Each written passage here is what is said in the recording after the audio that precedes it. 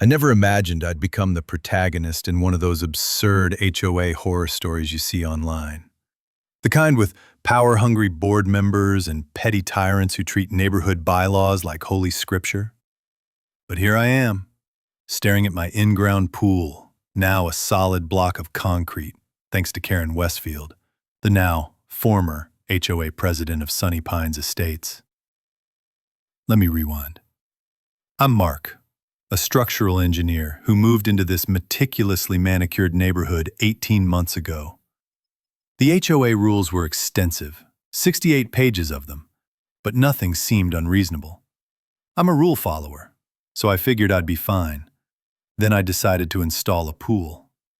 I submitted the plans, blueprints, and landscaping details to the HOA's architectural committee. Approval was supposed to take 2 weeks. 2 months later, I was still waiting. "What's the holdup?" I asked at the next meeting. Karen Westfield, the HOA president, blonde bob, permanent sour expression, peered down at me. "Mr. Davidson, your pool exceeds our standard dimensions by 3 inches, and the liner color isn't on the approved palette. Plus, we're concerned about noise pollution." 3 inches. A slightly different shade of blue. I adjusted the plans and resubmitted. Another month passed. Summer was slipping away. At the next meeting, I confronted her again. "I've addressed every concern. What's the real issue?" she sniffed. "Pool's lower property values." That's when I realized she just didn't want me to have one. So I checked the bylaws. Article 7, Section 12. If the HOA doesn't respond within 90 days, approval is automatic. I had documentation. The next day, construction began. Karen's face when the excavators rolled in? Priceless. She stormed over, clipboard in hand. "Stop this immediately! You don't have approval!" I handed her the bylaws. "Actually, I do. Your silence granted it." Her nostrils flared. "This isn't over." And oh, it wasn't. Suddenly I was drowning in violation notices. Grass too tall, mailbox the wrong black, unauthorized roses. I fought each one, citing the bylaws like a lawyer. Meanwhile, my pool was nearly done, shell poured, liner scheduled. Then I got a text from my neighbor. "You need to come home, now." A photo showed a cement truck backing into my driveway.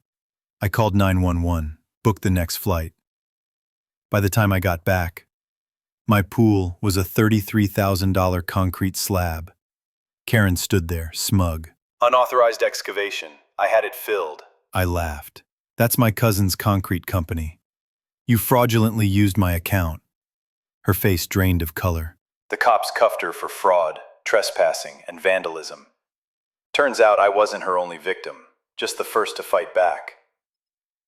At the emergency HOA meeting, neighbors spilled years. "Mr. Davidson, this construction has not been approved," she screeched.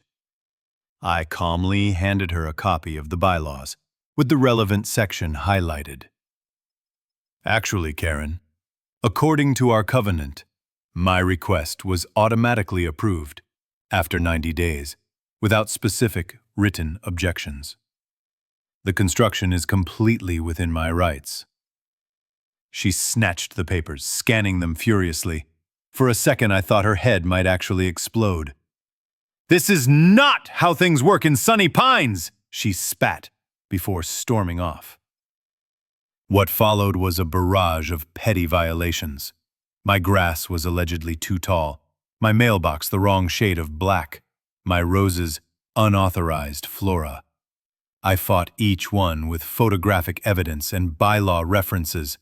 Meanwhile, my pool construction progressed beautifully. Excavation complete, concrete shell poured and curing. Then, I got a call while away on business. "Mark, you need to come home now," my neighbor James said. "There's a cement truck in your backyard and Karen's supervising."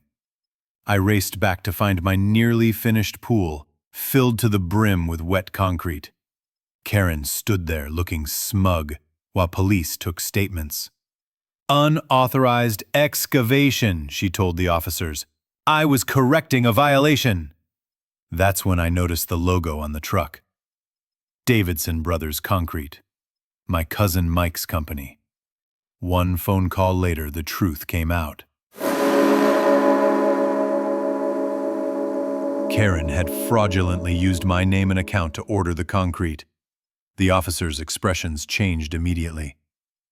Miss Westfield, one said, pulling out handcuffs. You're under arrest for fraud, trespassing, and criminal mischief. The fallout was spectacular.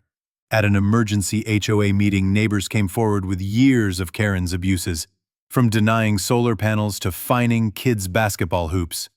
She was voted out unanimously. When she came begging me to drop charges, I almost felt bad. Almost. Maybe try being a good neighbor instead of a dictator, I suggested. Now, I'm rebuilding that pool. Maybe adding a hot tub this time. And Karen? Let's just say she's learning that when you abuse power, eventually the power abuses you back.